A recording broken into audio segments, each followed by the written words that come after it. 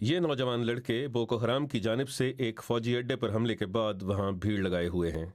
اس جنگ میں کم عمر نوجوان بھی شامل ہیں۔ یہ نوجوان بوکو حرام کے شدت پسندوں کی لاشوں کے ڈھیروں کو دیکھ رہے ہیں۔ ان میں سے بعض کو فوج نے ہلاک کیا ہے اور بعض کو ان کے مخالفین نے۔ ان لڑکیوں کو بوکو حرام نے اغوا کیا تھا، لیکن وہ بچ نکلنے میں کامیاب ہو گئیں۔ اغوا کے دوران انہوں نے ہولناک بربریت دیکھی ہے۔ 19 سالہ جینٹ نے مجھے بتایا کہ بوکو حرام نے انہیں قاتل بنانے کی پوری کوشش کی۔ They went to Goza and brought 5 people to the camp. وہ گوزا گئے اور 5 لوگوں کو کیمپ میں لائے اور انہیں ذبح کرنا شروع کر دیا۔ انہوں نے مجھ سے ایک کا گلا کاٹنے کے لیے کہا، میں نے انکار کر دیا۔ پھر گروپ کے لیڈر کی بیوی نے اسے مار دیا۔ اتنا خون خرابہ اور لوگوں کے گلے کٹنے کے بعد انہیں زندگی سے جدوجہد کرتے ہوئے دیکھنے کے بعد آج بھی مجھے خوف آتا ہے۔ لیاتو سے کہا گیا کہ انہیں اسلام قبول کرنا ہوگا اور بوکو حرام کے ایک جنگجو سے شادی کرنی ہوگی۔ وہ اپنی جان جوکھوں میں ڈال کر وہاں سے بھاگ نکلی۔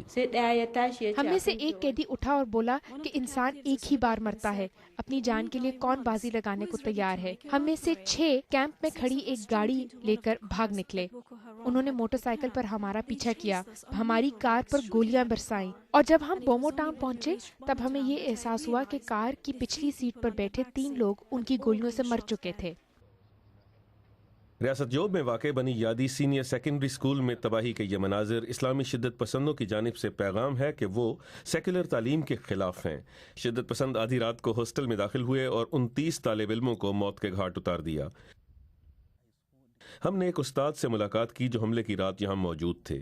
ان کا کہنا تھا کہ انہیں یہ نہیں معلوم تھا کہ طالب علموں پر حملہ ہوا ہے۔ اسکول کے اساتذہ نے اگلی صبح کو ہی طالب علموں کی لاشوں کو دیکھا۔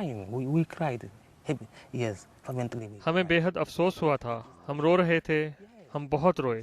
وہ ہونہار بچے تھے جن کا کوئی قصور نہیں تھا۔